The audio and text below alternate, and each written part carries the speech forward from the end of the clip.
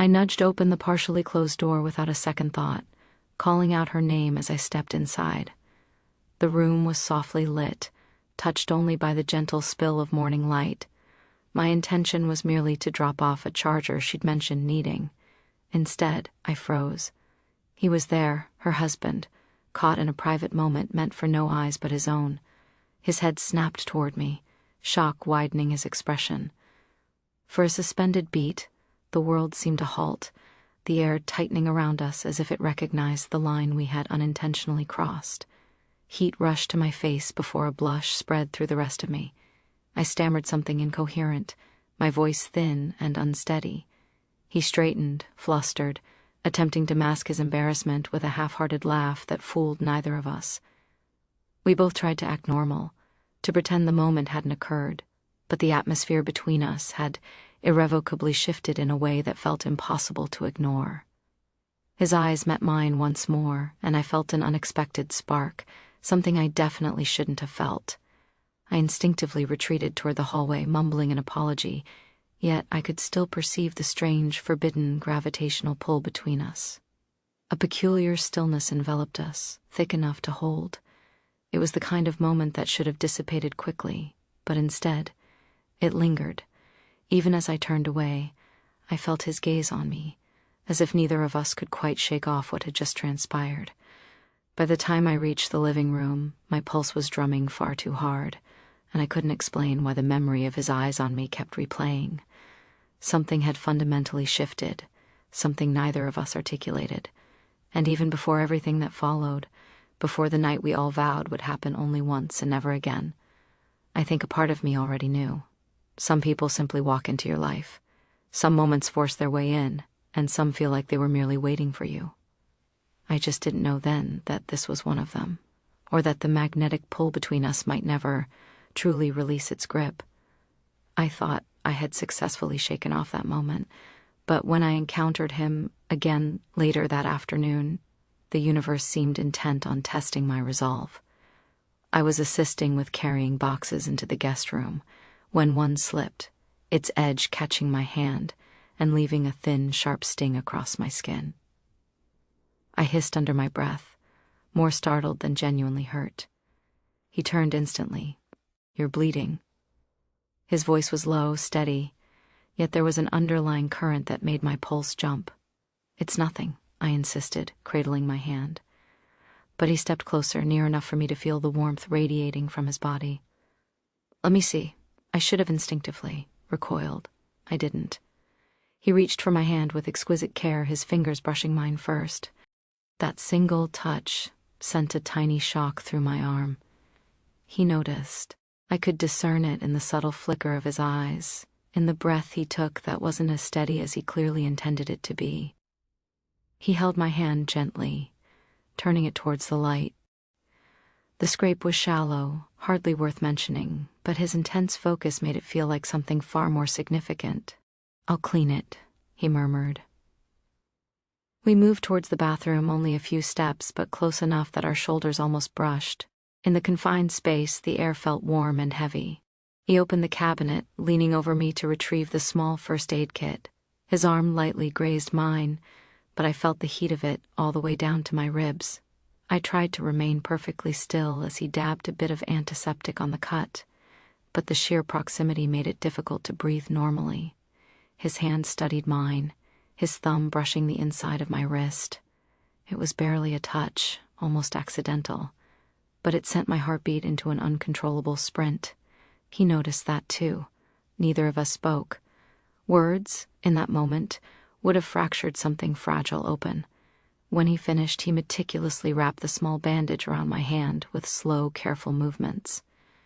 Our eyes lifted simultaneously, and for a suspended moment, everything in the room stilled once more. Then we both instinctively stepped back at once, as if the charged air between us had snapped. "Thank you," I whispered. He merely nodded, but his eyes conveyed everything neither of us dared to voice. The house had fallen into an unusual quiet that night. A storm had unexpectedly rolled through, cutting the power just after dinner. The others had already retired, leaving the hallways dim and the air thick with the lingering heat from the day. I found myself wandering into the living room, more to calm my frayed nerves than for any specific purpose. Thunder rattled the windows, and I wrapped my arms around myself, wishing the world would momentarily slow down. I didn't anticipate finding him there.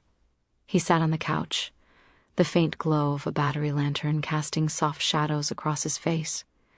When he looked up, I could discern something uneasy in his eyes, something he made no attempt to conceal. "You couldn't sleep either?" he asked softly. "No," I replied, my voice a little too strained, too much noise, too much everything. He nodded, as if he understood far more than I had articulated. I took a seat a few feet away, consciously maintaining a physical distance, even though the room already felt too small. The storm cracked again, and I flinched involuntarily. He noticed. "Are you all right?" he inquired gently. I attempted to brush it off with a laugh, but my breath caught instead. "It's been a long day." He shifted closer, not enough to touch me, but just enough that I felt the palpable warmth of his presence. "What's truly going on?" Something about the encroaching darkness made honesty feel strangely easier. I released a slow breath. "I don't know, I feel off, like everything is tangled." He exhaled a quiet sound that perfectly mirrored mine. "You're not the only one." For a moment, neither of us moved. The space between us felt intensely charged, filled with unsaid things that neither of us should articulate. The storm softened to a low rumble, leaving the room almost painfully quiet. I could feel his eyes on me. When I met his gaze, it felt like stepping towards a precarious ledge. He reached out, as if to touch my arm, then hesitated. His hand hovered there, mere inches from my skin. I felt the warmth of it, the undeniable intent, the agonizing hesitation. My breath caught again, not from fear this time, but from the sheer weight of everything we were desperately trying to prevent from happening. We leaned in the tiniest fraction, not enough to overtly cross the line, just enough to acutely feel the magnetic pull. The silence deepened, the air thickened, then, almost simultaneously, we both pulled back, not abruptly, not quickly, just enough to remind ourselves we still retained a semblance of control. But the look we exchanged unmistakably declared we were rapidly losing it. The next day, the storm had passed, but the house felt heavier than before. I discovered him in the kitchen, pacing, his jaw visibly tight. He didn't look at me when I entered, but the tension in his shoulders visibly sharpened. "We need to talk," he stated, his voice low and strained. I swallowed hard. "About what?" He spun towards me. "You know what," he retorted, his voice still low, but edged with raw emotion, and something deep inside me tightened in response. "Nothing happened," I insisted, my voice barely a whisper. "That's not the point." He stepped closer, almost unconsciously. "You felt it. I know you did." The words hit harder than I had anticipated. "Do you truly believe this is easy for me? Do you think I desired any of this?" His eyes flashed with a mixture of anger and pain. "I don't know what you want anymore." "That makes two of us," I countered, my own voice trembling. Something profound fractured open then. Something we had both been stubbornly pretending wasn't there. The frustration, the confusion, the terrifying fear of wanting something we absolutely shouldn't. It all rushed out at once. Our voices rose, not loud enough to attract attention, but sharp enough to leave invisible marks. "I'm genuinely trying to do the right thing," I asserted. "So am I," he replied, his voice hoarse. "But every time I'm near you—" He stopped, breathing heavily. I felt my pulse leap. "Don't say it." "I have to." "No, you don't." Silence descended upon the room like a sudden drop in atmospheric pressure. We stood facing each other, our breaths uneven. I realized then that at some point during the heated argument, he had stepped so close our shoes were almost touching. I should have instinctively retreated. I didn't. The air thinned, grew warm. His chest rose and fell rapidly. Mine mirrored his rhythm. The frustration that had initially sparked between us softened, shifted, and curled into something quieter, yet infinitely more perilous. He lifted his hand as if intending to run it through his hair, but it stopped midway, frozen in the charged space between us. My breath hitched. His did too. Our lips hovered close enough for me to feel the warmth of his exhale. Not touching, not definitively crossing the line, just suspended there in excruciating anticipation. The moment stretched tight and trembling. My heartbeat thrummed violently against my ribs. His gaze momentarily dropped to my mouth for the briefest fraction of a second. Then, the distinct sound of footsteps approaching down the hall abruptly snapped the spell. We recoiled, breathless, wide-eyed, our hearts racing. Nothing had actually happened, but it had come agonizingly close, and that, somehow, felt even worse. They instinctively avoided each other for hours after the argument, both visibly shaken by how perilously close they had come to completely losing control. But night possesses a peculiar way of coaxing truth from people, and when I discovered him sitting alone in the dim glow of the hallway light, something deep inside me ceased its desperate flight. He looked up the instant he sensed my presence, not startled, not guilty, just profoundly tired. Tired of pretending, tired of the relentless effort of holding himself together. "I can't keep doing this," he stated quietly, his voice laced with weariness. "Neither can I whispered in return. I stepped towards him, slowly, hesitantly, yet drawn by an irresistible pull I could no longer fight. He rose, his breath unsteady, his eyes fixed on mine as if he were afraid to blink. "We can't," he whispered, a desperate plea in his voice. "I know," I replied, but I didn't move. And neither did he. For a long, agonizing moment, we simply breathed. The kind of ragged breathing that betrays everything you're frantically trying to conceal. His hand lifted first, hesitated for an eternity, then brushed my cheek with the lightest, most ethereal touch. My eyes closed involuntarily. The sheer softness of it struck me harder than any kiss ever could have. "Tell me to stop," he murmured, his voice a raw whisper. I should have. I didn't. My fingers curled around his wrist, gentle, inviting, trembling ever so slightly. He stepped closer until his forehead gently touched mine, until our breaths mingled, warm and uneven. His other hand found my waist, not possessive, not urgent, just a quiet surrender. He had been fighting this internal battle for far too long. Everything slowed. His breath against my mouth, my hand sliding up his chest, the way his voice dropped when he whispered my name, as if it held a meaning he had never dared to utter. Closeness replaced gravity, warmth replaced fear, and everything we had been so vehemently resisting finally surfaced with a tenderness that felt almost like breaking. He cradled my face in both hands, and for a heartbeat we hovered there, suspended precariously between raw want and desperate restraint. His lips brushed mine barely, softly, like a sacred promise rather than a forceful claim, not crossing the definitive line, just leaning into its very edge. Clothes shifted out of frame as we moved, not with urgency, but in the quiet, unspoken rhythm of two people finally allowing themselves to be honest. His hands traced the contours of my back, steady and warm, my breath tangled with his, soft sounds slipping out in the space where words no longer fit. There was hunger, yes, an undeniable craving, but it came wrapped in something infinitely gentler, something that felt like finally opening a door we had both been leaning against from opposite sides for far too long. We sank into the moment together, surrendering to the embrace of the night, to the irresistible pull, to everything we had so strenuously tried to deny. And just as the world narrowed to nothing but warmth and breath, and the hushed whisper of his voice against my skin, the rest of the night folded itself around us, unseen, unspoken, and beautifully inevitable. Morning arrived far too swiftly. The light filtering through the curtains was soft, almost apologetic. I lay still, unsure where to place my hands, unsure what to do with the heavy weight in my chest. He was already awake, sitting at the edge of the bed, his shirt back on, fingers laced together as if he were holding something immense within himself.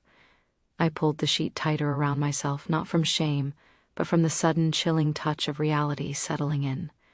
Neither of us spoke. The silence wasn't angry, it was tender, careful, the kind that follows something too profound to name. He glanced back at me, and I offered the smallest, most fragile smile. He returned it, but it didn't quite reach his eyes. He began, then trailed off, unable to complete the thought. I nodded, even though I didn't know what he was going to say. Yeah, I murmured. He stood, running a hand through his hair, a gesture of deep weariness. I watched the way his shoulders moved, the way his breath seemed heavier than it had been last night. He looked like a man caught between two formidable doors, unsure which one still offered a path forward. I was about to ask him if he regretted it, but then, knock, knock. 3 sharp, insistent raps against the front door. My heart leaped into my throat. We locked eyes, a shared terror seizing us. Neither of us moved a muscle. The knock came again, followed by a voice. Her voice. Hey, you two up? We got coffee. The sheet clutched in my fist tightened involuntarily. His jaw clenched so hard I could visibly see the muscle twitch.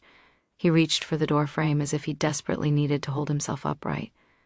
I didn't know she was coming back this early, I whispered, my voice barely audible. She wasn't supposed to, he replied, his voice low and utterly wrecked. We scrambled. Clothes were pulled on in frantic silence. The room transformed from sacred sanctuary to suspicious crime scene in a matter of seconds. I looked in the mirror and didn't recognize the raw expression on my own face. Still flushed, still open, still wanting. He paused before stepping into the hallway, his gaze intense. We're going to have to talk. I nodded, my throat thick with unshed words. Outside I could distinctly hear her cheerful laughter. Another knock, and just like that the air changed again. Last night hadn't been erased, but now it had competition, with time, with crippling guilt, with the terrifying fear of being discovered, and somehow, impossibly, it made me want him even more.